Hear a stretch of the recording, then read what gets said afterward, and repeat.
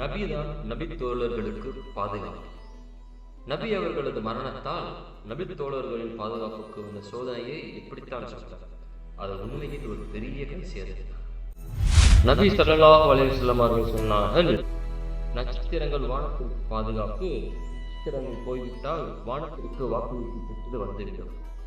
நான் என் தோழர்களுக்கு பாதுகாப்பு. நான் போய்விட்டால் என் தோழர்களுக்கு வாக்குறுதி பெற்று வந்துவிடும். என் தோழர்கள் என் சமுதாயத்திற்கு பாதுகாப்பு.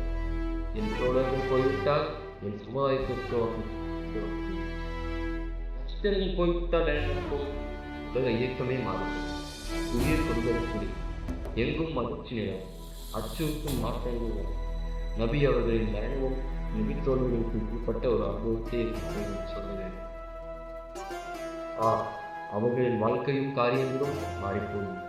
அவர்களுக்குள்ளே மக்கள் பிணப்புகள் முனைத்தார். அடுத்து நபி தோழர்களின் மரணம்.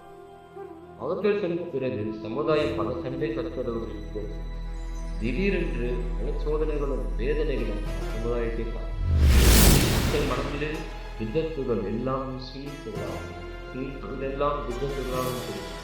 அதாவது போய் புதுமையான நம்பிக்கைகளும் செயல்பாடுகளும் அவர்களின் நபி வழி என்ற பெயர் இருப்பாங்க. நபி வழியோ புதுமையாக தெரியப்படும். மக்கள் அதை இஸ்லாம் இல்லை என்று தீமையை நன்மையாகவும் தீமையாகவும் பார்த்து தொடங்கி அறியாமை பரவியது. மக்கள் காணாமல் போகும்.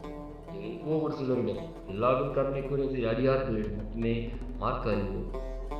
மக்கள் அல்லாஹ் இறங்கிய சட்டப்படி ஆட்சி செய்வதை நிறுத்திவிட்டார். அனைத்தையும் ஆபாசங்களில் நடைமுறைப்படுத்துவதற்காக மாற்றத்திற்குகள் முஸ்லிம்கள் பல கூட்டங்களாக பிரிவினையலாம்.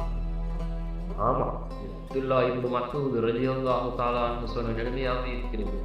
அவர்கள் நபி அவர்களிடம் சொல்லியுள்ளார்கள், அதாவது நபி வழிக்கு முரணான எதுவும் உங்களுடன் கலந்து பெரியவர் அதை செய்தே வியாதிகமான சிறியவர் அதிலேயோ வளரும். மக்கள் அதை நபி வழியாக ஆப்பிட்டு அதில் எதுவும் விடப்பட்டால் நபி வழி விடப்பட்டு விட்டதாக சொல்லப்படும் காலகட்டத்தில் ஏற்படும் போது உங்கள் நிலை எப்படி இருக்கும் என்று இப்னு மசூத் கேட்டார்.